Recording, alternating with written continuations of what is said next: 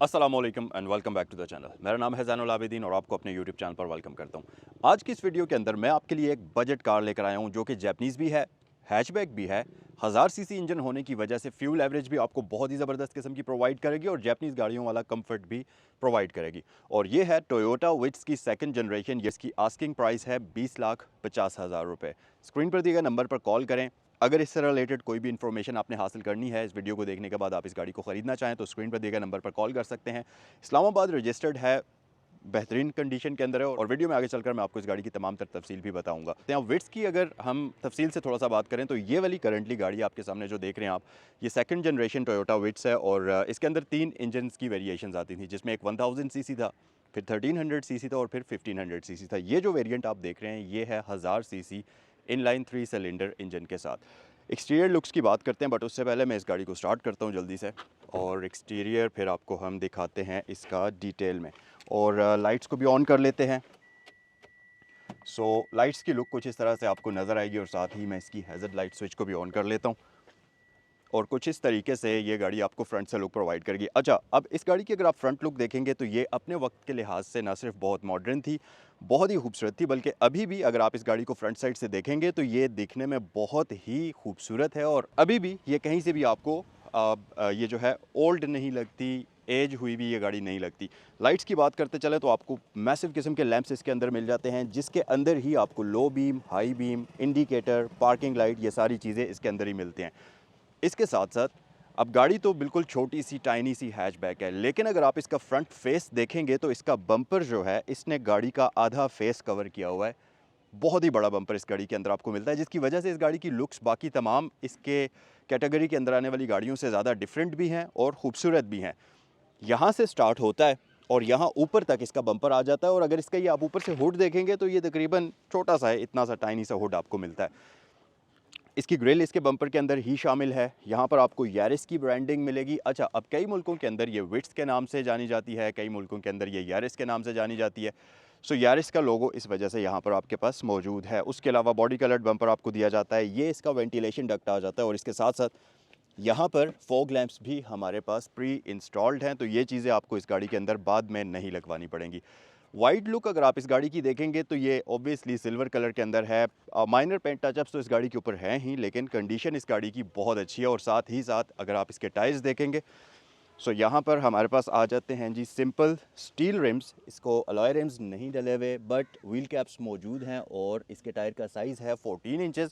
McPherson star suspension ये गाड़ी आपको ऑफर करती है और इसके साथ साथ यहाँ पर अगर आप देखेंगे तो ये आ जाते हैं इसके साइड मिरर्स, जो कि ऑब्वियसली इलेक्ट्रिकली एडजस्टेबल होते हैं। इनके ऊपर आपको इंडिकेटर मिल जाएगा और साथ ही मैं आपको इस गाड़ी की चाबी भी दिखा देता हूँ। हमारे पास टिपिकल टोयोटा की आती है, जो कि कुछ इस तरह से आपको नज़र आएगी। ये रिमोट की होती है, लॉक है, अनलॉक है और इस तरफ टोयोटा की ब्रांडिंग है। ये इसके ऊपर कवर लगा हुआ है, बट ओरिजिनल की भी डिज़ाइनिंग काइंड ऑफ ऐसी ही मिलेगी आपको। अच्छा जी, थोड़ा सा अगर आप पीछे आ जाएंगे तो ये डोर लैचेज़ आप देख सकते हैं, ये बॉडी कलर्ड कॉम्बिनेशन में आपको मिलते हैं। इस गाड़ी के ऊपर आपको कोई स्मार्ट एंट्री सिस्टम नहीं मिलता, क्योंकि ये पुश स्टार्ट फीचर के साथ नहीं आती थी। यहाँ पर आपके पास मैनुअल की होल मौजूद है, तो अगर आपकी गाड़ी की चाबी की बैटरी लो हो जाती है तो आप इसको मैनुअली भी लॉक अनलॉक कर सकते हैं।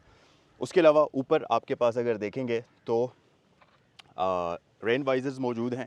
अच्छा, डिज़ाइनिंग की अगर मैं बात करूं तो इसकी डिज़ाइनिंग में एक एलिमेंट और भी है, एक फ़ीचर और भी है। जैसा कि इस गाड़ी का फ्रंट बम्पर काफ़ी बड़ा है, लाइट्स काफ़ी बड़ी हैं, तो फ्रंट साइड से देखने में ये गाड़ी काफ़ी खूबसूरत लगती है। इसी तरह इस गाड़ी के जो साइड मिरर्स हैं, ये हैं तो बेसिकली पिलर माउंटेड लुक्स के अंदर, लेकिन ये काफ़ी पीछे माउंट हुए हुए हैं। तो अगर आप देखें तो ये डोर माउंटेड और पिलर माउंटेड साइड मिरर्स का कॉम्बिनेशन सा बन जाता है और दिखने में काफ़ी खूबसूरत लगते हैं ये।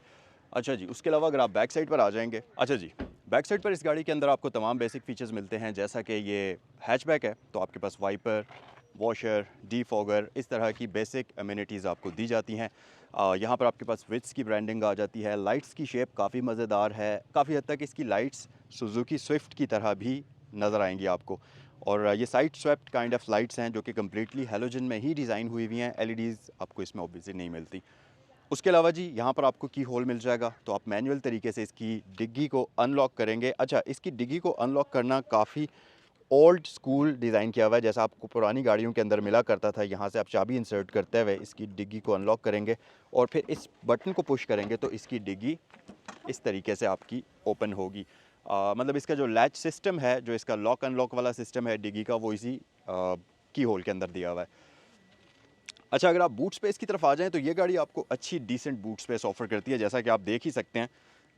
सो अगर आप इस पे लॉन्ग जर्नीज़ पर जाते हैं तो 3 बंदों का सामान तो आप आराम से इस गाड़ी के अंदर रख ही सकते हैं। यहाँ पर ये आपको एक लैच मिलता है, अगर आप इसको पुल करेंगे तो इस तरीके से आपका ये बेंच फोल्ड हो जाएगा, तो आप इसको एज अ कार्गो व्हीकल के तौर पर भी यूज़ कर सकते हैं। इसमें आपको बेंच के अंदर इस बेंच के अंदर आपको 60-40 का स्प्लिट तो नहीं मिलता, बट स्टिल ये फोल्डेबल है, तो आप इसमें स्टोरेज कैपेसिटी बढ़ा सकते हैं।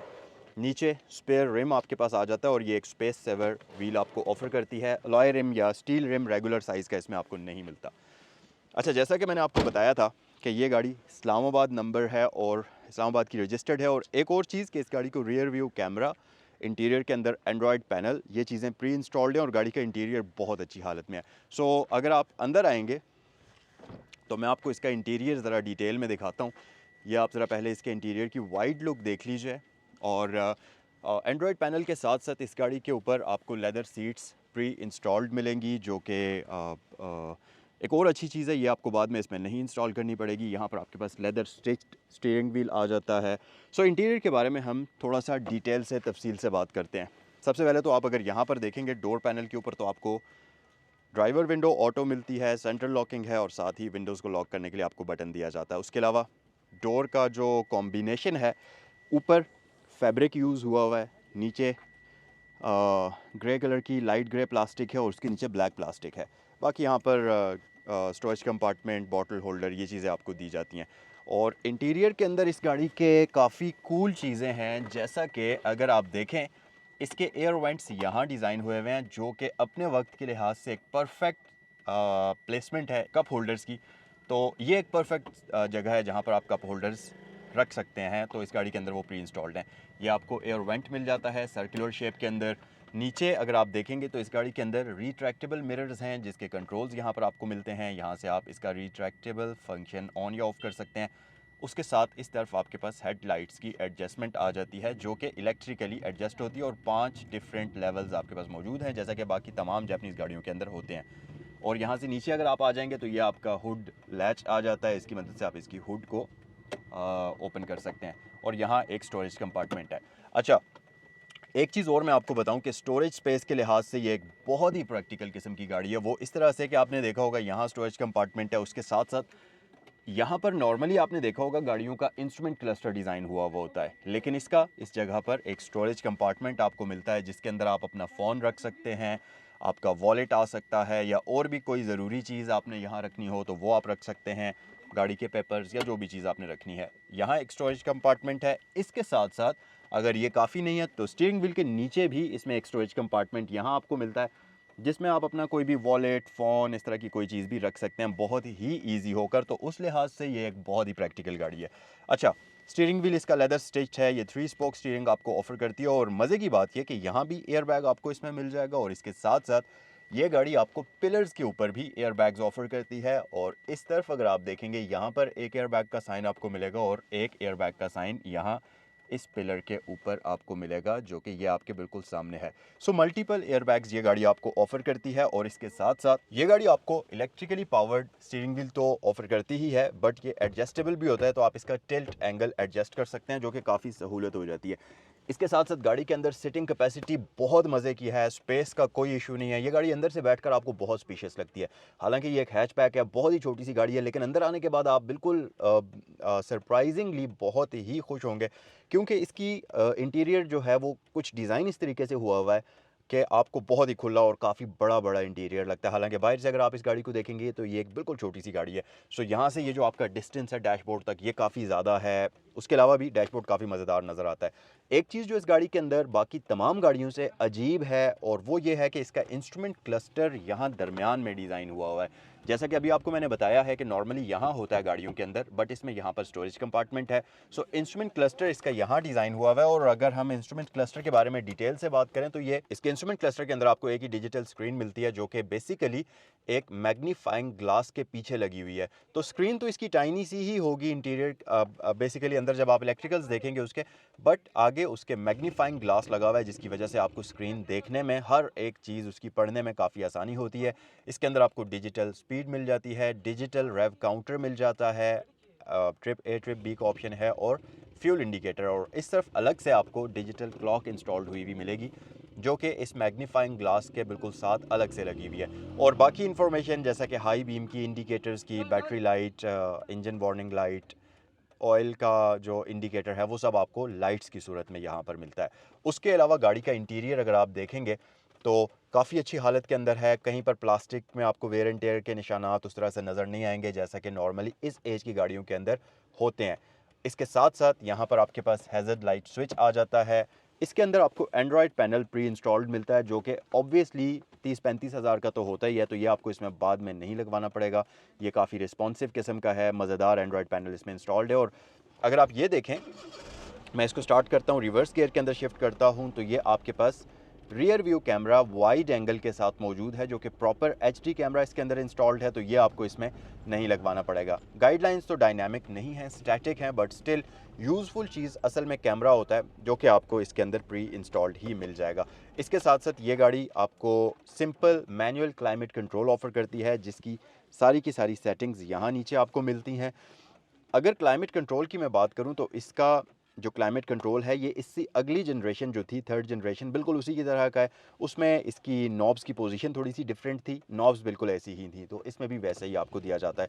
ऊपर वाले नॉब की मदद से आप एयर की सर्कुलेशन एडजस्ट करेंगे, उसके साथ आपके पास फ़ैन की स्पीड आ जाती है, नीचे आपके पास एयर के कंट्रोल्स आ जाते हैं और उससे नीचे आपके पास टेम्परेचर कंट्रोल आ जाता है। और इसके साथ साथ इस गाड़ी के अंदर और भी आपको डिफरेंट जगहों में स्टोरेज कंपार्टमेंट्स मिलते हैं, जैसा कि यहाँ पर एक मौजूद है और बिल्कुल सेम इसी तरह का ड्राइवर साइड पर भी मौजूद है।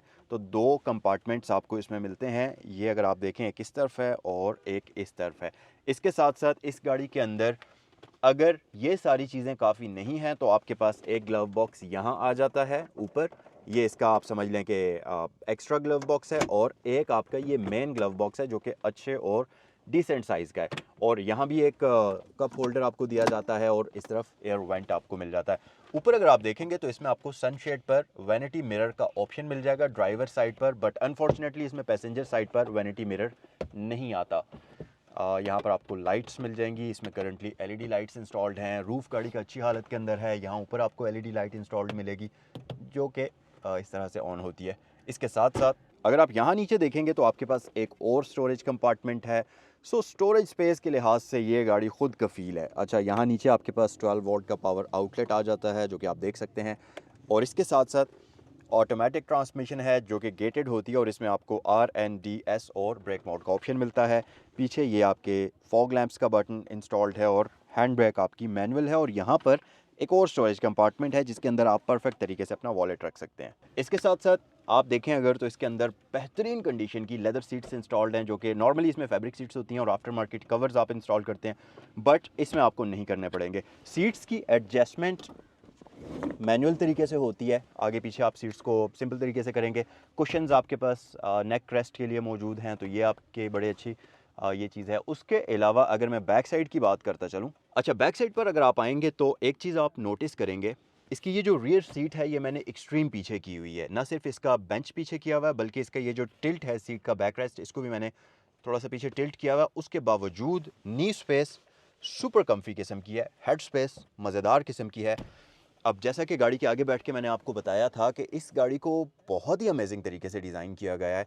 छोटी सी गाड़ी है, हैचबैक है, बट गाड़ी के अंदर इतनी स्पेस है कि बैक साइड पर हाइटेड बंदा भी कंफर्टेबल होकर बैठ सकता है। प्लस ये जो इसका बैक साइड वाला बेंच है, इसका जो एंगल है इसको आप अपनी ज़रूरत के अकॉर्डिंगली एडजस्ट भी कर सकते हैं। आप अगर देखें तो अभी ये फुली इंक्लाइन हुआ हुआ है, थोड़ा सा मैं इसको डिक्लाइन कर देता हूँ तो थोड़ा सा पीछे हो गया। मज़ीद आप पीछे करना चाहते हैं तो ये इसकी फ़ाइनल पोजीशन है जो कि बहुत कंफर्टेबल है, सुपर डुपर कम्फी किस्म की है। और इसके साथ साथ ये जो रियर सीट्स हैं ये इतनी कंफर्टेबल हैं कि आप इसमें पूरा दिन भी बैठकर अगर सफ़र करेंगे तो आप बिल्कुल भी तंग नहीं होंगे। आर्म रेस्ट इसमें ये आफ्टर मार्केट इंस्टॉल्ड हुई हुई है, तो ये चीज़ आपको इसमें बाद में नहीं लगवानी पड़ेगी। ओवरऑल इस गाड़ी के इंटीरियर की कंडीशन काफ़ी मज़ेदार है और मज़े की बात यह कि ये गाड़ी बैक साइड पर भी आपको एयर बैग्स ऑफर करती है। तो अभी तक मेरी नज़रों के सामने तो टोटल 6 एयर बैग्स इसमें आ चुके हैं। सो आइए गाड़ी के इंजन बे पर नज़र डालते हैं। बैटरी ब्रांड न्यू इसमें इंस्टॉल्ड है, तो ये आपको इसमें बाद में नहीं लगवानी पड़ेगी। नॉर्मली इस तरह की गाड़ियों के अंदर जो चीज़ आप बाद में इंस्टॉल करते हैं वो इसमें पहले से मौजूद है, तो आपको बाद में ये खर्चे इसमें नहीं करने पड़ेंगे। ओवरऑल इंजन बे इसका काफ़ी अच्छी हालत के अंदर है, आप देख सकते हैं, मतलब बेहतरीन है। सो इसको हम क्लोज़ कर लेते हैं। और ये था आज का review Toyota Vitz. Comment section में मुझे बताइए कि ये गाड़ी आपको कैसी लगी। 20,50,000 रुपये इस गाड़ी की आस्किंग प्राइस है। स्क्रीन पर दिए गए नंबर्स पर कॉल करें। इस्लामाबाद की रजिस्टर्ड है, बायोमेट्रिक वगैरह सब कुछ अवेलेबल है। सो अगर इसको ख़रीदना चाहें तो स्क्रीन पर दिए गए नंबर्स पर कॉल कर सकते हैं। अगर वीडियो पसंद आई है तो ज़रूर लाइक करें, अपने दोस्तों के साथ शेयर करें और कमेंट सेक्शन में बताएं कि ये गाड़ी आपको कैसी लगी।